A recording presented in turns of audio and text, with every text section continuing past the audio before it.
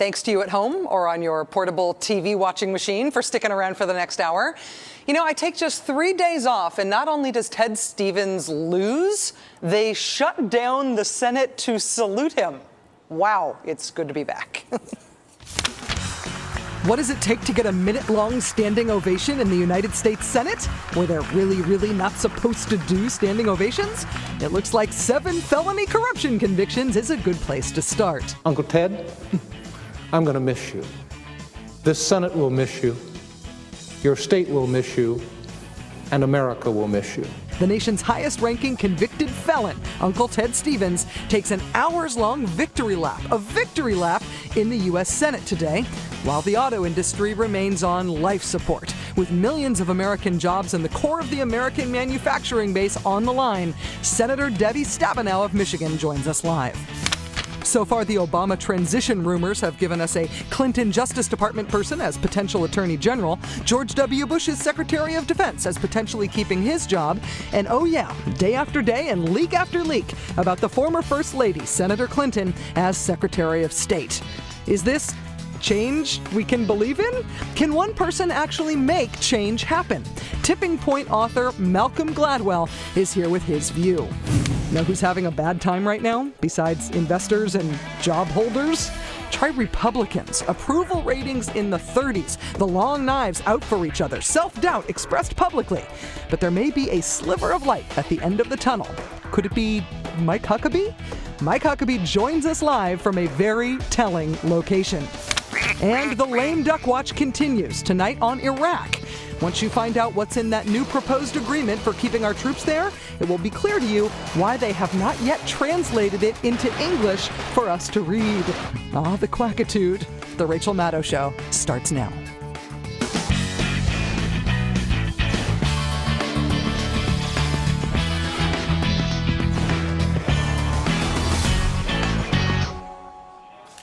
Today was one of those they aren't like us moments. One of those Congress isn't like other jobs moments. And oh, now I get why their approval ratings never rise above freezing moments. Did you by any chance catch C-SPAN this afternoon? The hours-long, heartfelt, tears-streaming standing ovation tribute to the senator who was just convicted on 7 felony corruption counts? Yeah, howdy. We will get to that in just a moment.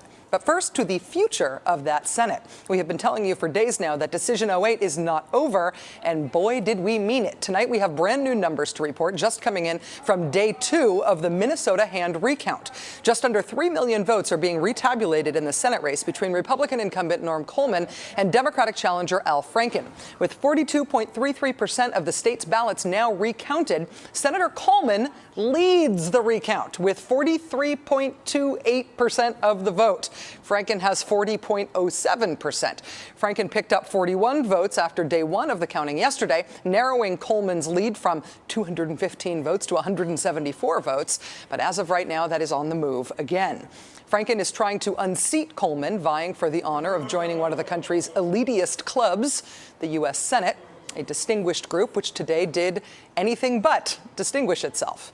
They extended morning business for 2 hours today, just so senators could emotionally bid farewell to the convicted felon in their midst. Now, we're not talking DUI, accidental gun at the airport, bar fight stuff here. This would be the senator convicted on felony corruption charges, who Alaskans just voted out of office, Senator Ted Stevens. Uncle Ted, or Prisoner 649327, as he may soon be known, yielded the Senate floor for the last time today to a rousing 56-second standing ovation. And God bless the Senate and every member of this body. I yield the floor for the last time. The majority leader is recognized.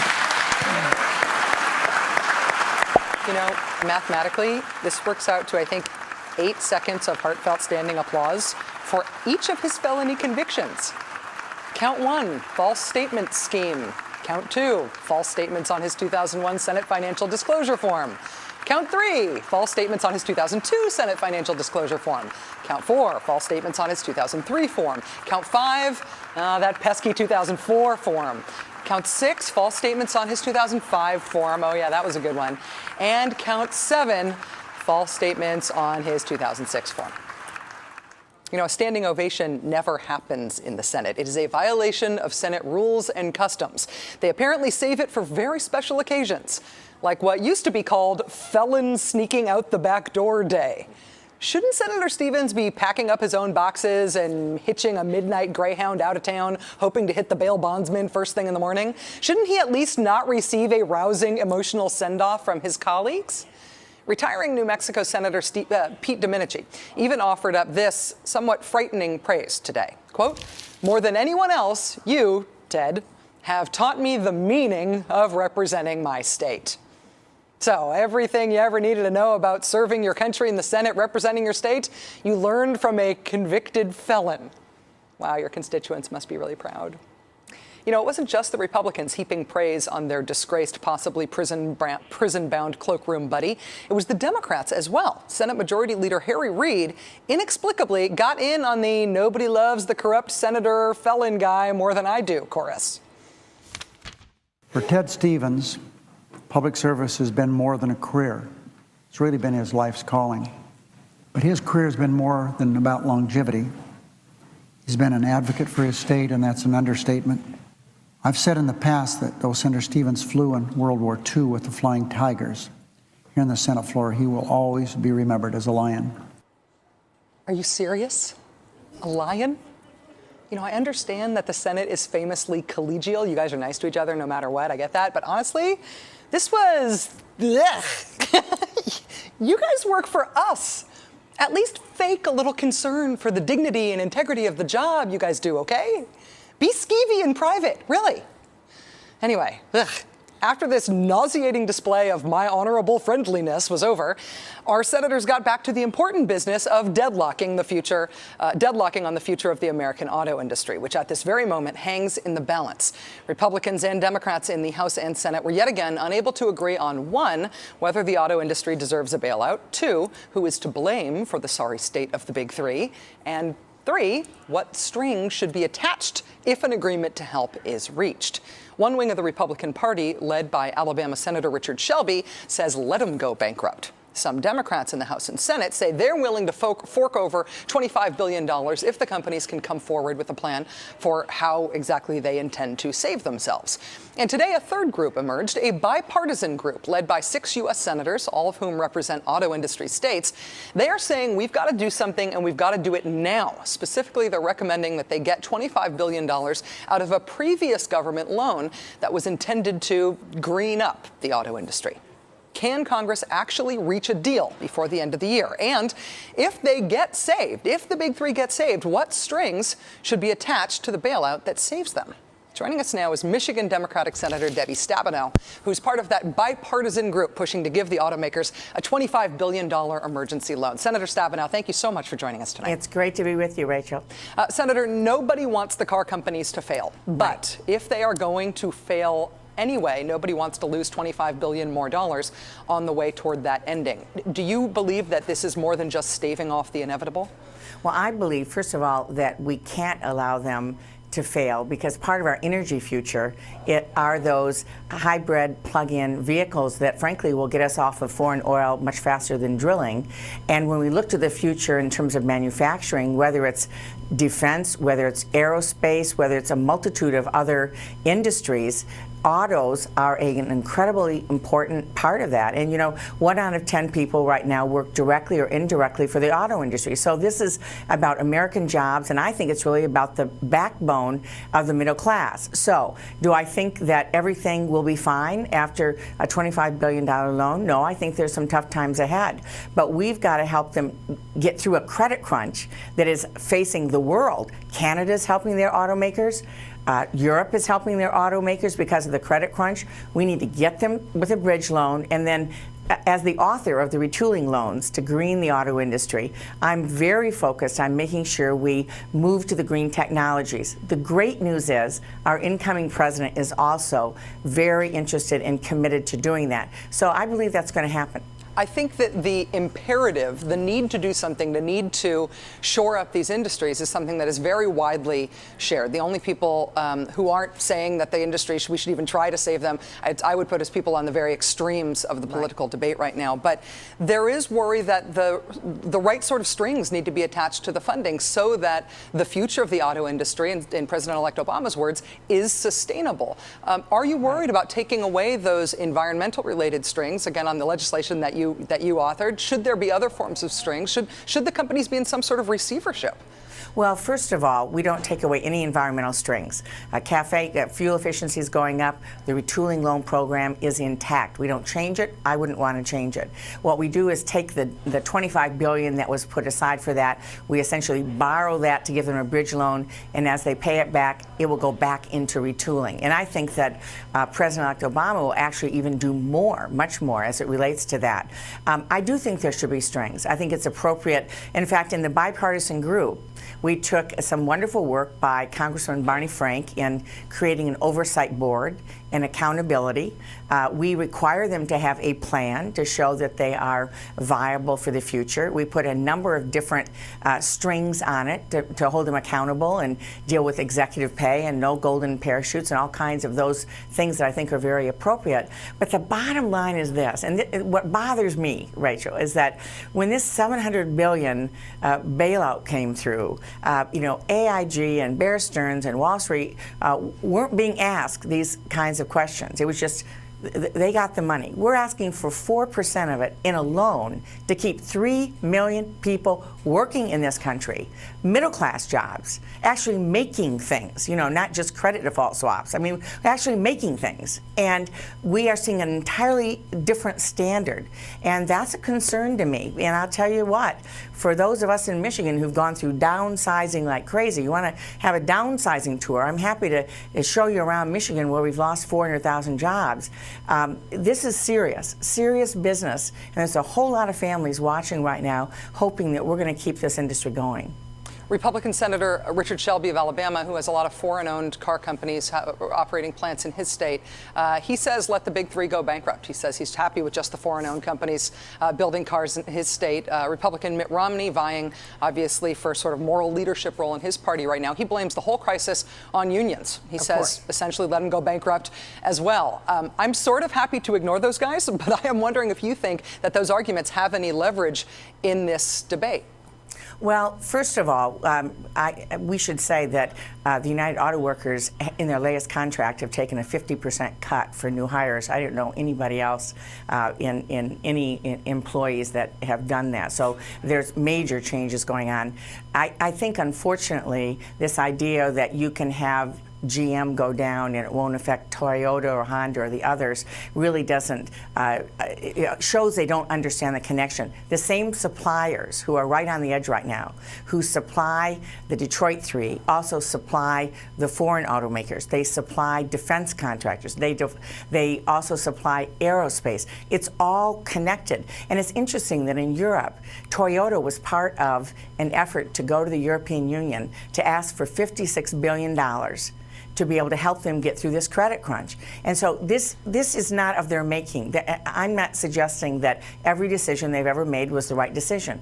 But this credit crunch in the financial markets, what's happening right now is a global crisis. And shame on us if we lose American manufacturing in the process. Senator Debbie Stabenow, I do have to ask you just one last very quick thing, and I would just remiss because I said a lot about it before I came to you. Please tell me that you think it was an embarrassment with the auto industry hanging in the balance, looking over the abyss today, to have spent that much time congratulating Ted Stevens today on his career in the Senate.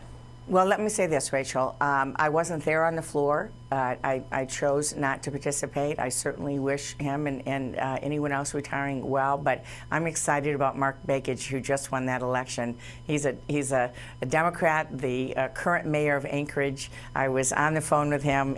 He's very exciting, and I'm looking to the future.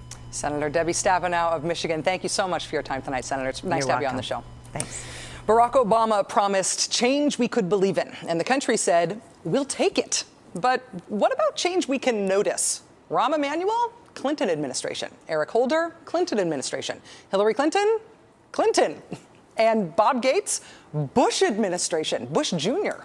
So is change really coming? And is it fair to expect one newbie president to be able to bring it? Malcolm Gladwell, author of The Tipping Point and Blink, and the new book Outliers, joins us next. Barack Obama has only been president-elect for a couple of weeks, even though my colleagues on the right in talk radio are already blaming him for everything bad in the country, from the economic crisis to their toast falling jelly side down. But we really honestly don't know very much yet about what kind of president he will be. So far, what we can observe is how he handles process and who he picks for personnel. On process, after watching the Obama campaign for nearly 2 years, a lot of voters expected that Team Obama would operate in a way that was new to Washington, like the campaign. No leaks, message discipline, absence of drama, a new way of doing business. And on personnel, new people with new ideas, right? Well, it hasn't necessarily worked out that way thus far. Yesterday's widely accepted leak was that Arizona Governor Janet Napolitano will be Obama's nominee for Secretary of Homeland Security.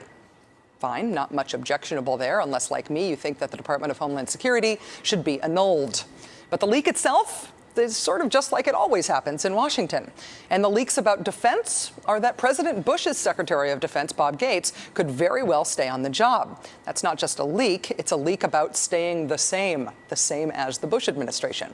At Justice, Obama's reported choice for Attorney General Eric Holder is a change in that he would be the first African-American AG. Excellent. But Holder was the deputy AG in the Clinton administration, which makes him somewhat not very changey. And then there's the Joe Lieberman affair. It's true that Obama's conciliatory position marked a change from eye for an eye politics. But allowing Lieberman to maintain his chairmanship in the Senate is not really the kind of thing you'd ask anyone other than Joe himself to believe in. At the summit of Mount More of the Same are the twin peaks of un-Obaman drama and kitschy retro 90s politics, Hillary and Bill Clinton. For a week now, and again today, the nation is gripped by a Clinton administration drama about whether or not the senator will accept the Secretary of State position. And guess what? Bill Clinton's actions outside government may be trouble for Hillary. Familiar. Beyond the same old drama, there is the question of Senator Clinton's policy stances. She disagreed with Senator Obama's position on talks with adversaries and disagreed with him on the Iraq War. What's new and fresh and better about that? It all feels familiar, as if we have seen this dance before, seen these players before, like we know where this is all going.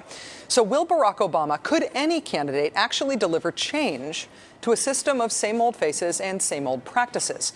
If Barack Obama's success is defined by how much he changes things, how much he changes Washington, bluntly, should we expect him to succeed? Joining us now is a very influential man, Malcolm Gladwell. He's the author of The Tipping Point and Blink, and a brand new book called Outliers, The Story of Success. Mr. Gladwell, thank you for being here. Glad to be here. Your new book it's not about politicians. It is a sort of social science of outliers, what makes for unique, above and beyond success. I think that Americans are hoping for unique, above and beyond success from the new presidency. What have you learned to look for as determinative, important contextual factors for success? Yeah.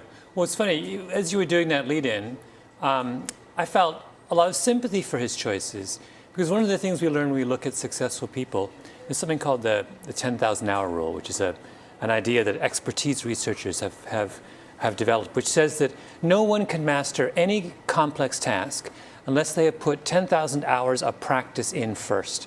So it's impossible to be a chess grandmaster unless you've played chess for 10,000 hours, which roughly translates to about 10 years. It's impossible to produce a world-class piece of classical music unless you have been composing for 10,000 hours. When we deal with modern complex problems, the amount of lead time necessary to master all of those layers of complexity is enormous. So when I see what Obama is doing, I don't see someone who is just simply giving in to the old ways in Washington. I'm seeing someone with a healthy respect for the amount of time it takes to master the complex thing called running this country. And frankly, can we afford to have people, an entire administration, learning on the job? I think we need some guys, some men and women in there with their 10,000 hours already under their belt. Hillary Clinton certainly has that, and so do a number of other of his choices. And so that's very much his decisions so far are very much in keeping with our understanding of what it takes to be good. Does it also raise questions, though, about his own qualifications? Well, it's we also have a choice, right? We can't have the same people come back again and again. We're constantly balancing this question of expertise with this question of fresh faces and direction. Exactly. I like the balance. I like his understanding that as someone who is himself not heavily experienced in this area, he has to surround himself with those kinds of people, right? I wouldn't want an entire government of neophytes, and I wouldn't want an entire government of old hands. So somebody who's confident, new enough to bring something new, confident enough to surround himself with people who are practiced at the art of governing and politics. Look, if anything, if this man is anything, he's not insecure, is he? I mean, he doesn't have a shred of that. So I don't see him being pushed around by these people, but I see a kind of enlightened respect for the value of experience. What about the idea of practical intelligence, this sort of idea of social knowledge and an expanded concept of IQ that you write about in terms of predicting and understanding success? Yeah. No, I got very interested in the book in talking about the limitations of pure intelligence. And I spent a lot of time with this really remarkable man who has the highest recorded IQ in America, but who has not had the kind of career that one would expect of someone with that kind of analytical qualifications. And the reason is that he has was never in a position in his life to master all those other things you need to be successful, which is the ability to kind of figure out how to get your point across, to decode institutions, to get your way in the world. And that kind of savvy is at the end of the day far more important than your IQ and your academic qualifications. And I always felt, Clinton had that in spades, right? And so does Obama. I mean, I have to say that that's one quality that he has that makes me very confident of his ability to lead this country, which is he does have some kind of extraordinarily attuned antenna into how to make people feel comfortable, how to get his way, how to get his point across, all that kind of stuff, which is of extraordinary importance. It's a way to move people, but also a way to apply your analytical skills and intelligence to actually get stuff done. One last very quick question. You write about how some success comes when the right person simply comes of age at the right time. Does that have any lessons for understanding American presidents at this moment and Obama's moment? I hope so. I mean, I did this thing in the book where I talk about how incredible numbers of the most powerful people in Silicon Valley were all born in 1955. It's crazy. It's this crazy thing. Weird. And it makes you think there's something about this being coming along at the right moment. And I have every wish that that's true of our new president. It makes me feel like I ought to develop my numerology skills in that regard. Malcolm Gladwell, congratulations on the success of the book, and thank you for spending time with us. I'm delighted. Malcolm Gladwell's new book is called Outliers: The Story of Success. Now, although Mike Huckabee lost in the primaries to John McCain, the affable former Arkansas governor has thus far emerged from the wreckage of the Republican demolition derby as one of the few Republicans with a working engine. Coming up, Governor Huckabee will join us live from Iowa. Yes, Iowa. Yes, you should read something into that.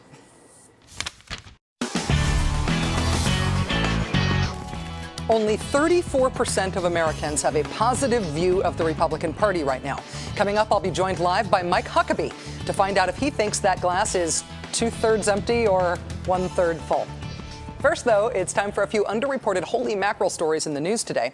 According to the UN's Atomic Energy Agency, Iran has acquired enough low-enriched uranium to someday make enough highly enriched uranium to make a nuclear bomb. Now, does this mean that Iran has a nuke? No, not at all. Nowhere near. They not only haven't made a bomb, they don't have the appropriate material to make a bomb, nor is there reason to believe they'd know how to do it if they wanted to. So the milestone is sort of just slightly more than symbolic. It's roughly the equivalent of saying they have fenced off enough good grazing land to someday make a hamburger. Still, though, the UN report means that Iran is making some nuclear progress. Since 9/11 and the global shudder of terror at the idea that the guys who attacked us then might have got a hold of a nuclear device, and since the Bushies' threats that the smoking gun could be a mushroom cloud, since then, just to recap, Iran has put together enough uranium to someday eventually make a nuclear bomb. North Korea went from enough material for maybe 2 bombs to enough for up to 12. They also withdrew from the Non-Proliferation Treaty, maybe traded nuclear technology to Syria, and oh yeah, the North Koreans set off a nuclear device in 2006. Remember that? Also, bin Laden and the Taliban and al-Qaeda relocated their HQ to nuclear-armed and unstable Pakistan, which means they are closer to a nuclear bomb than ever. As my friend Joe Cirincione at the Plowshares Fund says, thanks to the policies of the Bush administration, post 9/11, Iran and North Korea advanced further on their nukes in the past 5 years than they had in the previous 10. Every member of the axis of evil is more dangerous than they were in 2001. So thanks, George. Don't let the Republican Party's national security brand hit you in the duff on the way out. In other news, Captain Beau Biden, also the Attorney General of Delaware and also Vice President-elect Joe Biden's son, has deployed with his National Guard unit to Iraq. He will be an Assistant Judge Advocate General, a JAG officer in Iraq. He's expected to serve a year-long tour. Back in October, Vice President-elect Joe Biden spoke at his son's deployment ceremony. So stand strong, stand together, serve honorably, come home to your families that love you. May God bless you, and may He protect you. There has been speculation that Beau Biden would take his father's seat in the U.S. Senate, but the younger Biden this week squashed that rumor in an email to his hometown newspaper. He said he would fulfill his military orders and he would not seek nor accept an appointment to the Senate. So who's the next Delaware senator then? Although Barack Obama already resigned his Senate seat this past weekend, so far Joe Biden appears to be keeping to his plan to not resign until Inauguration Day, just to keep the drama level high. Thanks, Vice.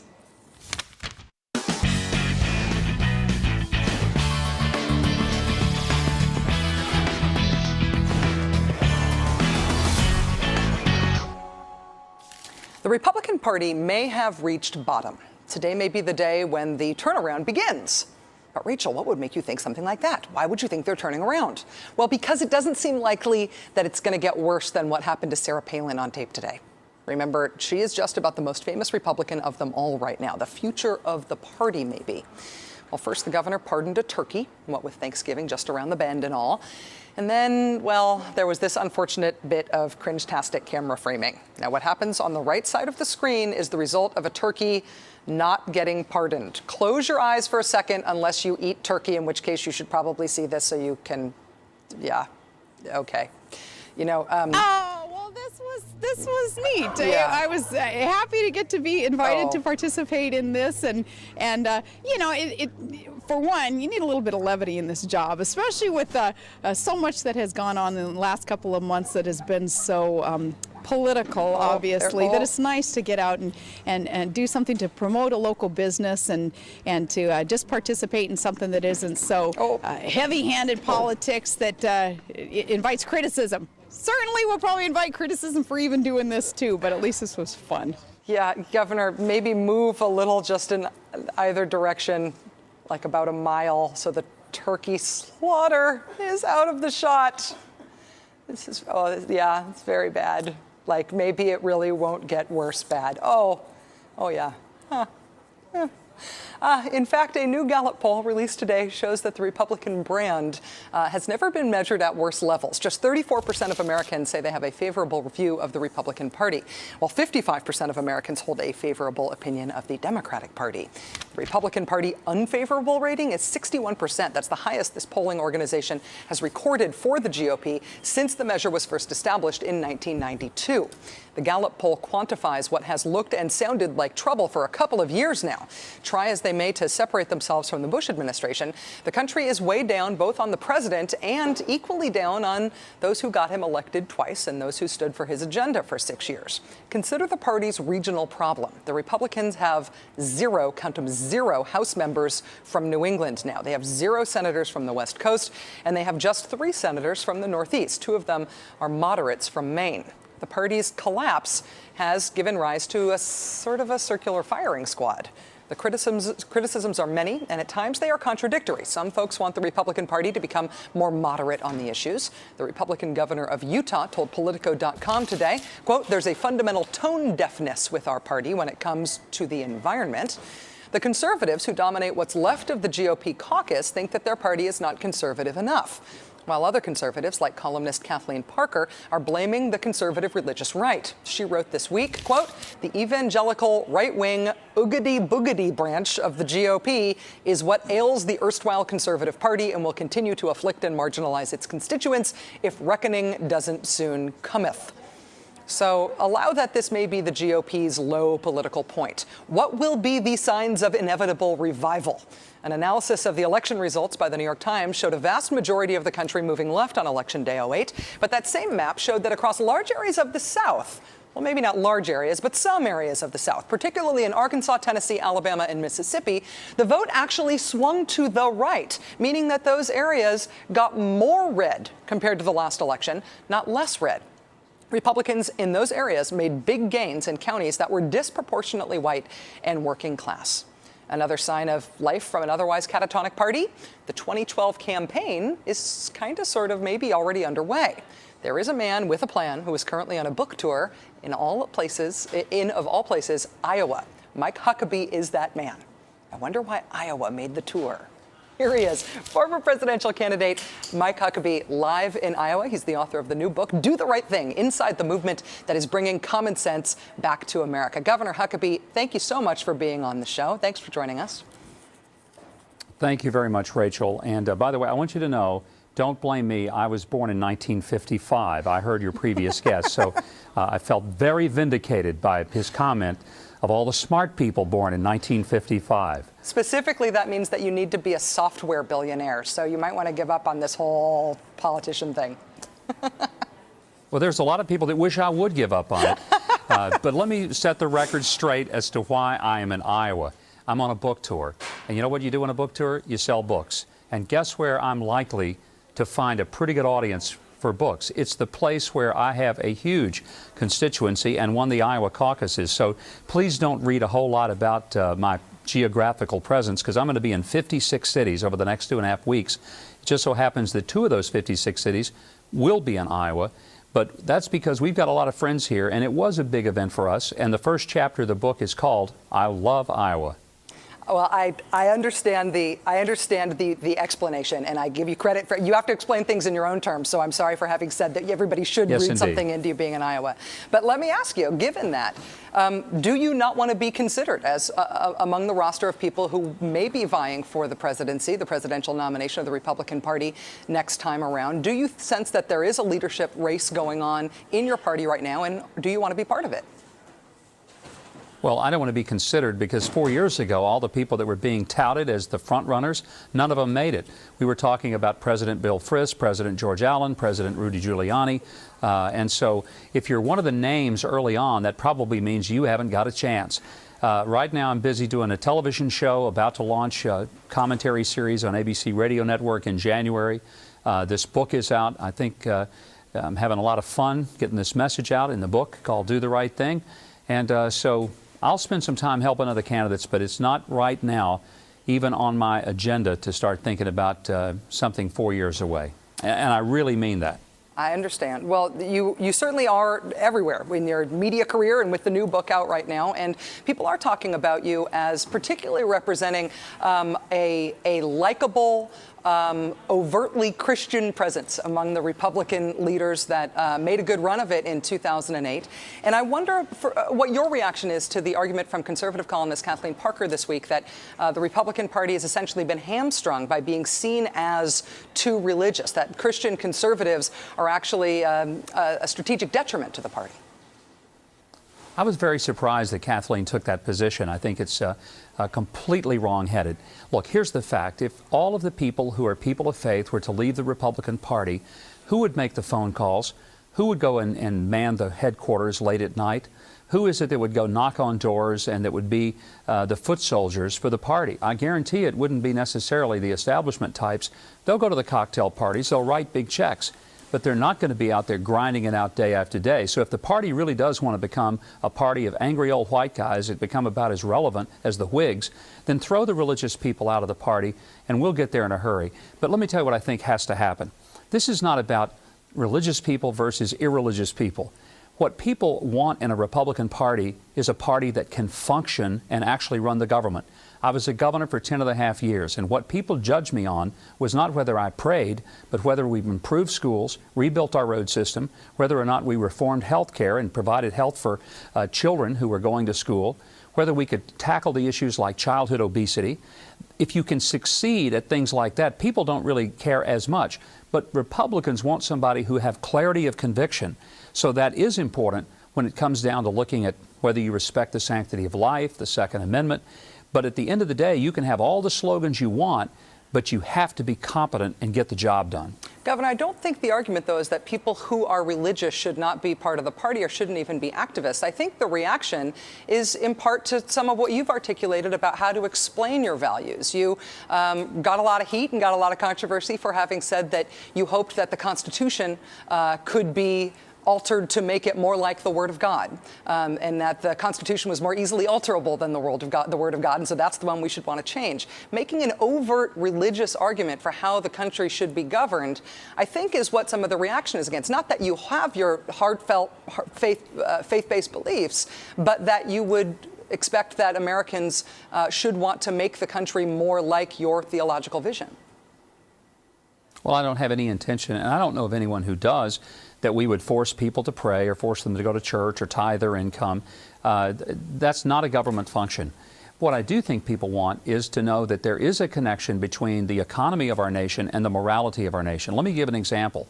Why is Wall Street melting down? Is it just because we have some really bad decisions? It's because greed and avarice and unbridled attention to profit at the top without any regard to how it's going to affect workers at the bottom has driven a lot of the market. We really don't have a market that's based on investing in products and services. We've got people who are investing in what the products and services might be worth. In other words, they're basically just gambling. Wall Street has become Las Vegas East. But the difference is when you lose in Vegas, you pay your own debt or you get your own legs broken. On Wall Street, you don't pay your debt. You just ask the taxpayers to stand in line and bail you out with a nice big old tax burden that's going to be passed on to your grandkids. I think that's what makes Americans crazy. Has nothing to do with faith, but people of faith ought to still be responsible, and they ought to show that they have issues that they care about, but they're going to deal with them in a way that doesn't threaten people and make them feel like they're going to have to join somebody's church in order to be affected by the positive outcomes. See, I think where we end up on common ground is if we both agree that nobody should be that greedy, but we also agree that government ought to stop people who are that greedy from getting their way. Mike Huckabee, former presidential candidate, author of the new book, Do the Right Thing. Thank you so much for your time tonight, and good luck on the book tour. Thank you. I hope people will read the book. Even if they're liberals, Rachel, they're going to find some interesting things about life behind the scenes at a campaign. I think they'll find it fascinating. Liberals are known for their reading. It's true. Thank you, Governor. I appreciate it. They just don't understand what they read. Yeah, that's the problem. You get the last line. You totally do. I won't even go back at it with the obvious rejoinder. All right. All right. All right. Next, another installment of Lame Duck Watch. Imagine giving Iraq unprecedented control over U.S. troops. Imagine Iraqis having the authority to search cargo shipments to U.S. troops. Imagine the Iraqi government having the right to read the mail that is sent to our troops. Well, the Bush administration's new agreement with Iraq may do all of that and more. We will give you the full scary quackitude coming up next. A lame duck president is a dangerous thing, and that postulate just keeps getting proven. With 60 perilous days left of the Bush administration, it's time for another installment of the Rachel Maddow Show's Lame Duck Watch, because somebody has to do it.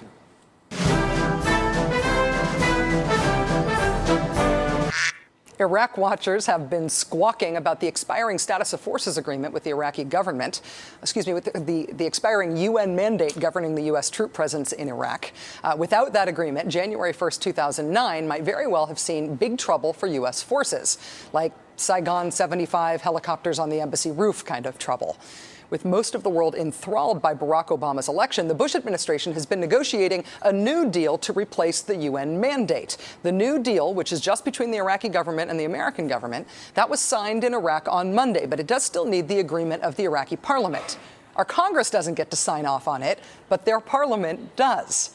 Now, you might think our Congress would be interested in the details of this agreement, particularly because it gives an unprecedented level of control over U.S. troops in Iraq for 3 years starting January 1st to the Iraqi government. Under the agreement, Iraq will be given joint authority over U.S. military operations, including intelligence gathering and controlling the Green Zone in Baghdad. Iraq may also have the authority to search cargo shipments and even, get this, maybe the mail sent to our troops. They could check the mail that we're sending to our troops. American private contractors would also be subject to Iraqi law, and in some cases, so might American troops themselves. So does that tell you something about why an official English translation has not yet been released by our government of this agreement? For its part, the Arabic language version calls the final agreement a withdrawal accord. And the Iraqi Prime Minister Nouri al-Maliki says this, quote, "We don't call it a security pact, but an agreement to withdraw the troops and organize their activities during the period of their presence in Iraq." On Monday, White House Press Secretary Dana Perino was asked why this agreement is not a timetable, which is the thing that President Bush fought so hard against. This is a mutually agreed to agreement. And that's one of the things that is different about an arbitrary date for withdrawal when you say you're going to leave, win or lose. We believe that the conditions are such now that we are able to celebrate the victory that we've had so far. Celebrate the victory? That's what this is? The agreement has not yet been ratified by Iraq's parliament, and for the second straight day, debate over it turned the parliament into shouting matches and scuffles. But if it is ratified, is this an agreement that Americans want? The terms are radical and would create an unprecedented situation for our troops and how we conduct combat operations abroad. Joining me now is Nancy Youssef, who is the Pentagon correspondent for McClatchy Newspapers. Nancy, thank you very much for joining us. My pleasure. You've written about how some members of the Pentagon are upset with this agreement. What are their biggest worries about it? Well, I think there's a feeling that the U.S. Capitulated more than anyone had intended when these negotiations began in April. A lot of the things that you mentioned are worrying to some of them, but the Pentagon's responses from the top officials anyway is that there are conditions on all of those agreements, that U.S. soldiers, for example, couldn't be charged unless both sides agreed, that the search of mail couldn't happen without monitoring, and so they feel that they've put enough conditions in to protect it. But for a lot of the rank and file who are hearing about this agreement, who haven't seen the details of it, who haven't been given the English translation, it sounds like the United States gave up a lot in an almost desperate effort to get an agreement done before the end of the Bush administration. And we may have had them sign up to things that the Pentagon is not at all comfortable operating within in terms of new rules. We also, as far as I understand it, have more private contractors in Iraq than we do U.S. troops at this point. Do you have any indication of whether the private contractors will leave Iraq because of this agreement, because they'd be subject to Iraqi law? Well, that's a great question, and I think one that's being debated among contracting circles now. There are roughly 150,000 U.S. troops and 173,000 contractors. And one of the sort of red lines, as they say in Iraq, was that U.S. contractors would be charged under Iraqi law, and that appears to be the case under this agreement. So this will, at the minimum, fundamentally change how contractors operate in Iraq and what they can do. And I think there's going to be a debate about whether contractors will want to stay in Iraq, whether it's worth it to them economically, because things that they used to do simply won't be allowed under Iraqi law. Remember, last September of 2007, Blackwater contractors were charged with killing 17 Iraqi civilians in an unprovoked attack. Before, they were under U.S. jurisdiction, and now they'll be under Iraqi law. Nancy Youssef, this is going to be one of the biggest undercover stories, certainly of the next 5 weeks in the world. We look forward to having you back on the show to talk about it again. Thank you. Thank you. Nancy Youssef is the Pentagon correspondent for McClatchy Newspapers. Coming up, I'm going to get just enough pop culture from my friend Kent Jones. Let's hear it for the write-in candidates. Teddy Roosevelt for president. Bully. Now it's time for Just Enough with my friend Kent Jones. Hi, Kent. What do you got? Welcome back, Rachel. Thank you. Meanwhile, in Florida, officials in Duval County said 736 write-in ballots were cast in the last presidential election. There were the usual names, Hillary Clinton, Ron Paul, tonight's guest, Mike Huckabee. But other people receiving votes included Stephen Colbert, Joe the Plumber, Jesus, Donald Duck, Florida Gators quarterback Tim Tebow, Theodore Roosevelt, Bill O'Reilly, Bobby Bowden, Tommy Chong, no Cheech, Willie Nelson, Homer Simpson, and God. You know, to me, this proves that just getting out the vote isn't enough, though I think I could get behind a Thibaut Chong ticket. So, Thank you, Kent. Appreciate it. Thank you for watching tonight.